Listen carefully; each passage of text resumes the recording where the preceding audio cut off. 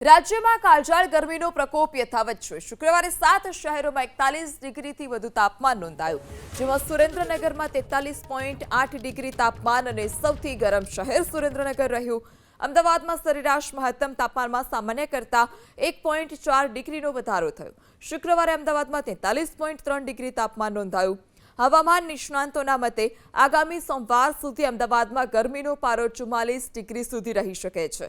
ગઈકાલે રાત્રે અમદાવાદમાં 29 ડિગ્રી સરેરાશ લઘુત્તમ તાપમાન નોંધાયું। મોડી સાંજે પણ ગરમ પવન ફૂંકાતા લોકો ત્રસ્ત થયા। તો આ તરફ ગાંધીનગરમાં 43 ડિગ્રી, રાજકોટમાં 42.9 ડિગ્રી, અમરેલીમાં 42.3 ડિગ્રી, ડીસામાં 41.6 ડિગ્રી, વડોદરામાં 41.5 ડિગ્રી અને ભુજમાં 40.5 ડિગ્રી તાપમાન નોંધાયું। તો આ તરફ ગાંધીનગરમાં 43 ડિગ્રી, રાજકોટમાં 42.9 ડિગ્રી, અમરેલીમાં 42.3 ડિગ્રી, ડીસામાં 41.6 ડિગ્રી, વડોદરામાં 41.5 ડિગ્રી અને ભુજમાં 40.5 ડિગ્રી તાપમાન નોંધાયું।